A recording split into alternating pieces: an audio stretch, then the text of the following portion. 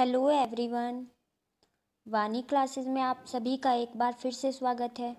Friends, कल के video में हमने वर्णमाला से संबंधित 50 एमसीक्यूज सॉल्व किए थे। आज फिर से हम उसी चैप्टर के 50 एमसीक्यूज सॉल्व करेंगे। फ्रेंड्स, मैं प्रत्येक चैप्टर के आपको कम से कम 100 एमसीक्यूज सॉल्व कराऊंगी।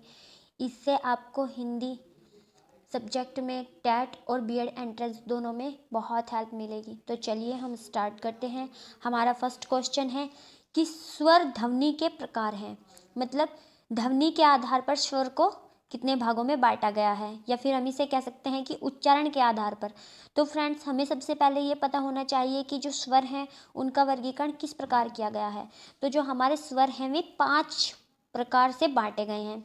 कौन से उत्पत्ति के आधार पर कौन कौन से स्वर हैं, और उच्चारण या ध्वनि के आधार पर कौन कौन से स्वर हैं, जीवा के आधार पर यानी कि जीभ से हम जो बोलते हैं जिन्हें हम अग्र मध्य और पश्च कहते हैं, जैसे कि पश्च स्वर में अ या आ आते हैं। आ शब्द को हम पश्च में शामिल करते हैं, जबकि अ को हम मध्य में शामिल करते हैं। ठीक है फ्रेंड्स, तो ये जीवा के आधार पर होते हैं।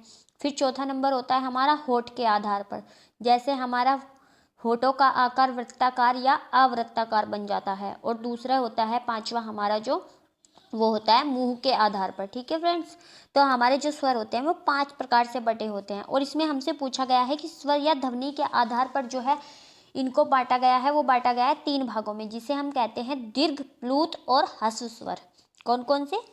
दीर्घ, प्लूत और ह्रस्व स्वर। प्लूत स्वर हम जैसे जिनमें ध्वनि को एक लंबे रूप में उच्चारित किया जाता है, जैसे ओम, राम, उनको शामिल करते हैं। तो इस क्वेश्चन का ऑप्शन नंबर डी सही होगा। नेक्स्ट क्वेश्चन, आधुनिक व्याकरण की दृष्टि से ब वर्ण का वैशिष्ट्य है। तो जो ब वर्ण का वैशिष्ट्य है ये है, ब वर्ण मतलब किस किस में शामिल किया जाता है। ब वर्ण को हम द्वयोष्टय भी कहते हैं, स्पर्श व्यंजन भी कहते हैं, ये अल्प प्राण भी है, देखिए फ्रेंड्स, और ये घोष भी है, और ये निर्नुनासिक, इसे हम निर्नुनासिक भी कहते हैं। तो इस क्वेश्चन का ऑप्शन नंबर बी सही होगा। नेक्स्ट क्वेश्चन, निम्नलिखित में से अर्धस्वर कहलाता है। फ्रेंड्स देखिए, 2 व्यंजन ऐसे हैं जिन्हें हम अर्धस्वर कहते हैं। कौन कौन से हैं वो? या और व। तो आपको पता चल ही गया होगा कि इसका कौन सा ऑप्शन सही है। तो इसका ऑप्शन नंबर ए राइट है। ठीक है फ्रेंड्स, नेक्स्ट क्वेश्चन, महाप्राण ध्वनियाँ व्यंजन में किससे संबंधित है। फ्रेंड्स, मैंने आपको पहले ही बताया था कि जो हमारी महाप्राण होती है वो हमारी सम होती हैं। सम मतलब 2 और 4, और अल्पप्राण 1, 3, 5 होते हैं। तो महाप्राण दूसरा और चौथा, ऑप्शन नंबर सी सही होगा। भाषा की सार्थक लघुत्तम इकाई क्या है? तो भाषा की सार्थक लघुत्तम इकाई होती है हमारी ध्वनि। ठीक है, नेक्स्ट क्वेश्चन, निम्नलिखित में से इनमें से कौन व्यंजन अल्पप्राण है? तो हम देख लेते हैं, पहला, तीसरा और पांचवा हमारा अल्पप्राण होता है। तो क, ख, ख दूसरा है, ये भी नहीं, ये तो होगा नहीं। त, थ ये भी होगा नहीं। च हमारा फर्स्ट वर्ण है, तो ये राइट आंसर होगा। नेक्स्ट क्वेश्चन, निम्नलिखित में से कौन सा वर्ण स्पर्श व्यंजन नहीं है? फ्रेंड्स देखिए, हमारे जो क से म तक के वर्ण होते हैं वो हमारे स्पर्श व्यंजन होते हैं। तो इस हिसाब से हमारा जो या है वो स्पर्श व्यंजन नहीं होगा। नेक्स्ट क्वेश्चन, निम्नलिखित में से कंठ ध्वनियाँ कौन सी है, यानी कि कंठ वाली कौन सी है? तो मैंने आपको बताया था कि जो क वर्ण है या क वाली जो पंक्ति है वो हमारी कंठ में शामिल होती है। तो इस क्वेश्चन का ऑप्शन नंबर ए सही होगा। वर्णमाला किसे कहते हैं? तो वर्णों का जो व्यवस्थित समूह होता है उसे हम वर्णमाला कहते हैं। तो इस क्वेश्चन का ऑप्शन नंबर डी सही होगा। नेक्स्ट क्वेश्चन है, हिंदी का श ध्वनि है, यानी कि हम स को किस में शामिल करते हैं?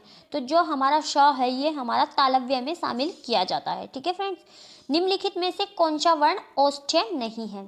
फ्रेंड्स देखिए, ये सारे वर्ण अलग अलग दिए गए हैं और हमें बताना है कि इनमें से कौन सा हमारा औष्ठ्य नहीं है। तो माँ तो आप सभी को पता है कि हमारा औष्ठ्य है, और ब भी हमारा, क्योंकि ये प, फ, ब, भ, म इसमें शामिल किया जाता है, और ऊ को भी हम ओष्ठ में शामिल करते हैं, जबकि आ हमारा कंठ में शामिल किया जाता है। तो इस क्वेश्चन का ऑप्शन नंबर डी राइट होगा। ठीक है फ्रेंड, नेक्स्ट क्वेश्चन, अल्पप्राण ध्वनियों का समूह है। तो देख लेते हैं, पहला, तीसरा, पांचवा कौन सा है?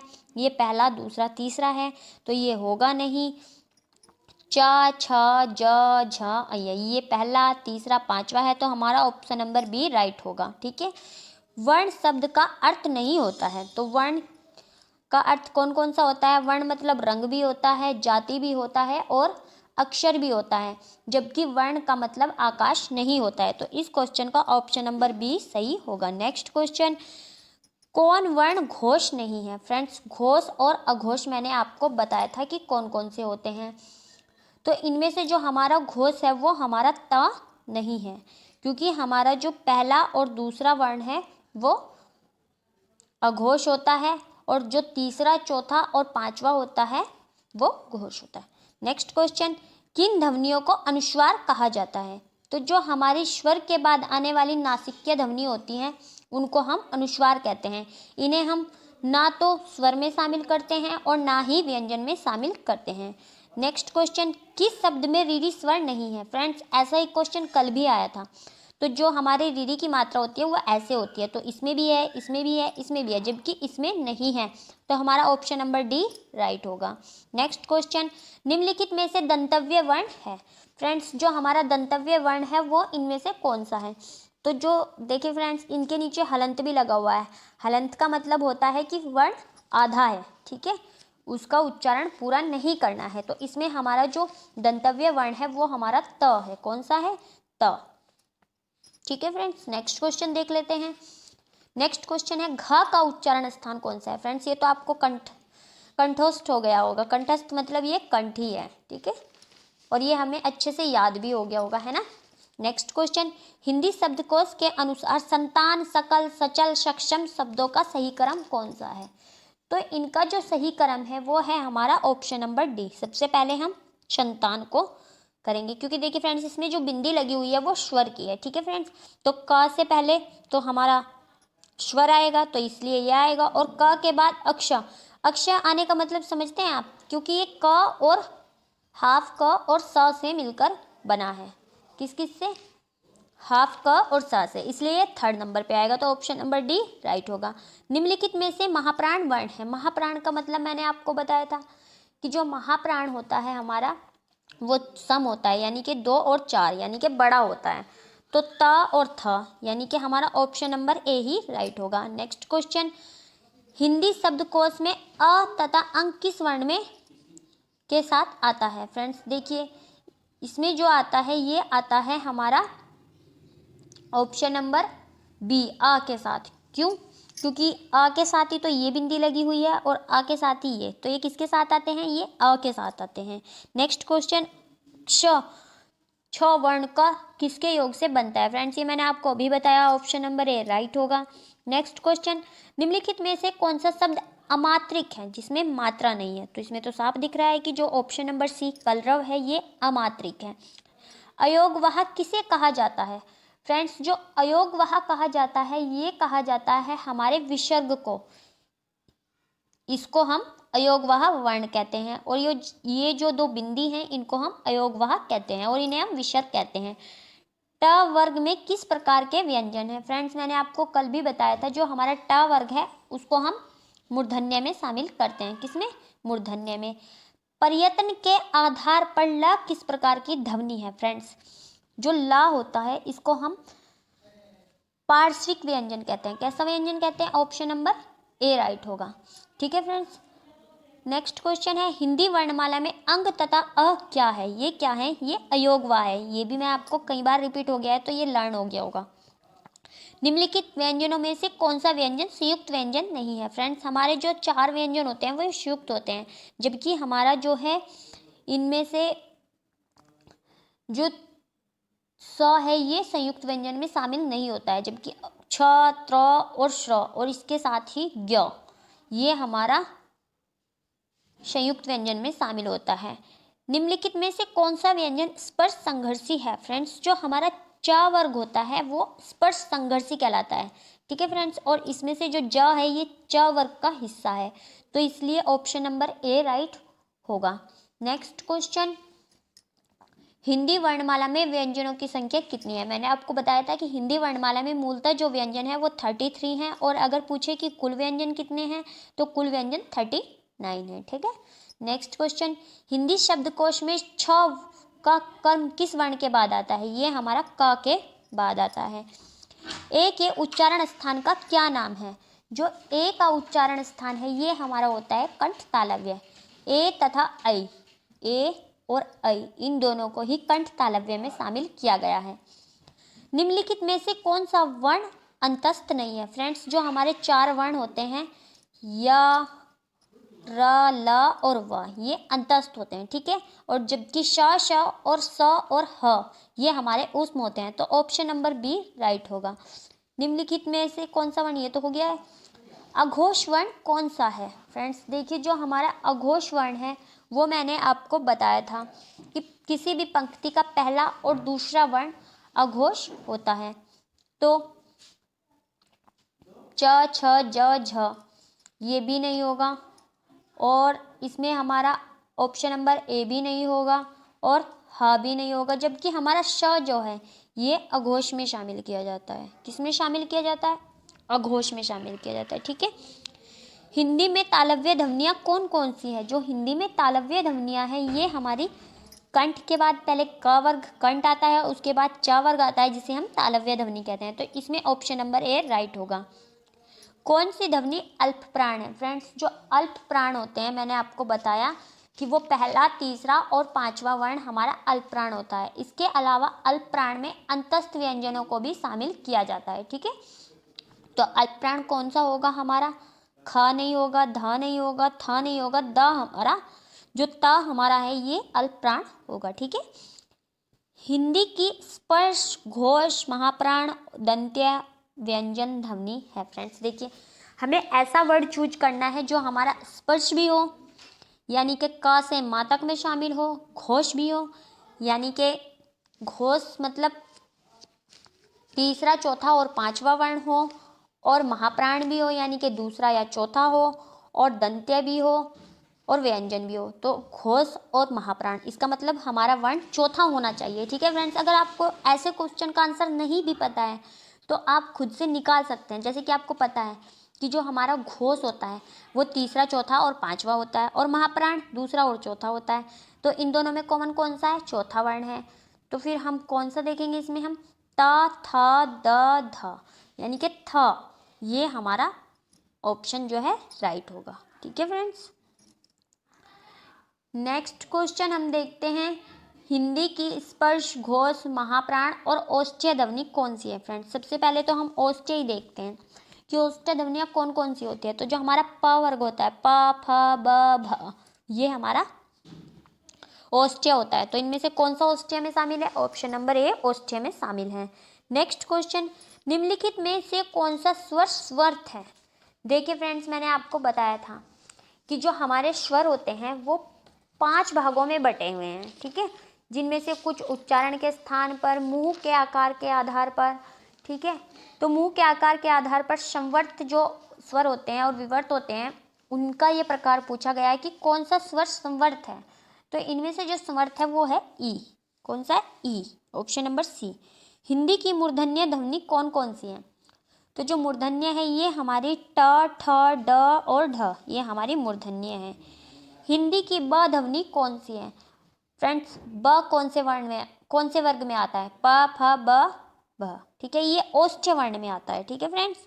नेक्स्ट क्वेश्चन, निम्नलिखित में से दंत्य ध्वनि है। तो दंत्य ध्वनि कौन सी है इनमें से?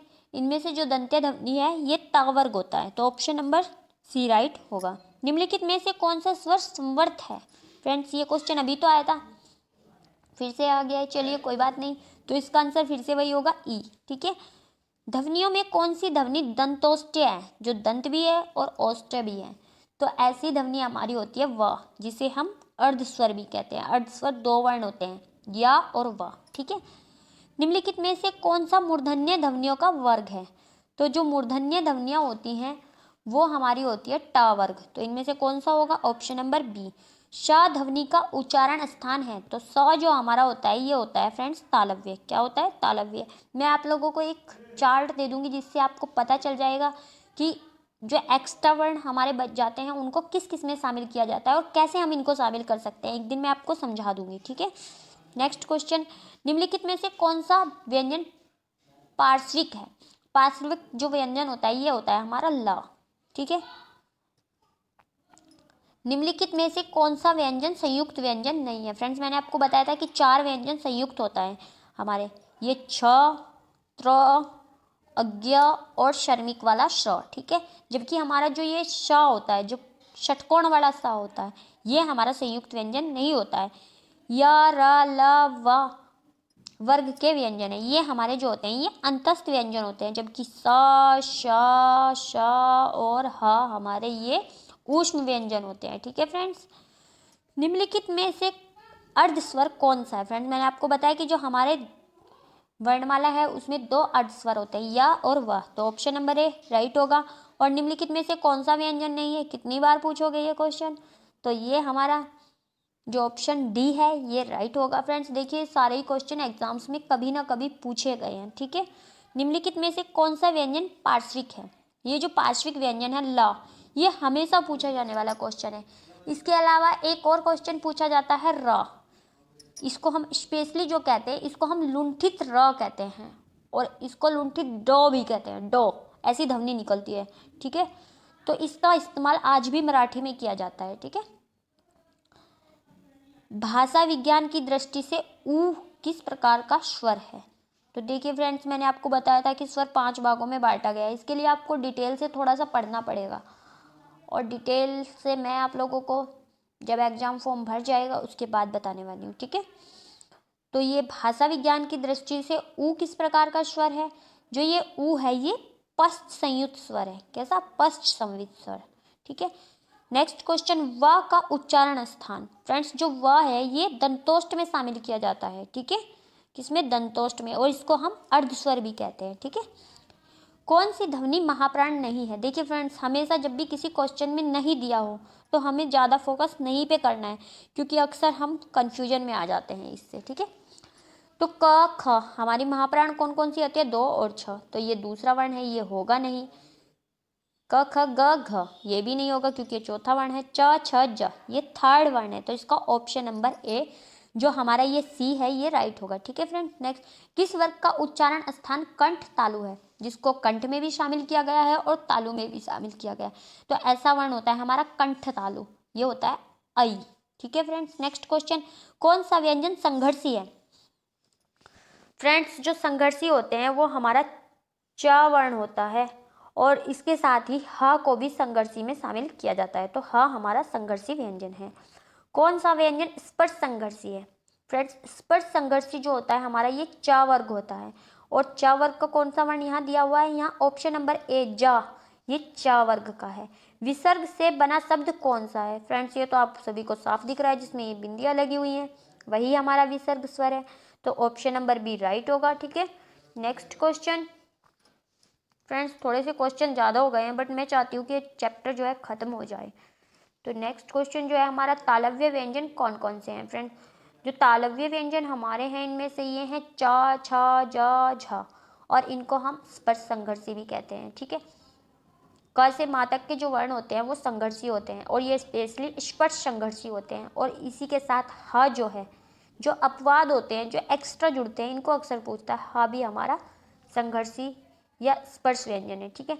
कौन सा वर्ण घोष नहीं है? फ्रेंड्स मैंने आपको बताया था कि जो घोष होते हैं वो होते हैं तीसरा, चौथा और पांचवा, और इसमें पूछा है कि कौन सा व्यंजन घोष नहीं है, तो हमारा पहला, देखिए फ्रेंड्स ता अपने वर्ग का पहला वर्ण है, तो इसका मतलब यही राइट होगा, ऑप्शन नंबर सी। किस शब्द में रीरी स्वर्ण नहीं है? फ्रेंड्स ये तो इजी सा क्वेश्चन है, आपको साफ दिख रहा है कि इसमें भी रीरी है, इसमें भी है, इसमें भी है, जबकि ऑप्शन नंबर डी में रीरी नहीं है। और ये हमारी आज की सीरीज का लास्ट क्वेश्चन है। फ्रेंड्स अगर वीडियो पसंद आए तो लाइक और कमेंट जरूर कीजिए। और नेक्स्ट टॉपिक जो हम पढ़ेंगे अपना, ये हम विराम चिन्हों के बारे में पढ़ेंगे, और ये मैं आपको पहले डिटेल से बताऊंगी, उसके बाद ही हम MCQ सॉल्व करेंगे। ठीक है।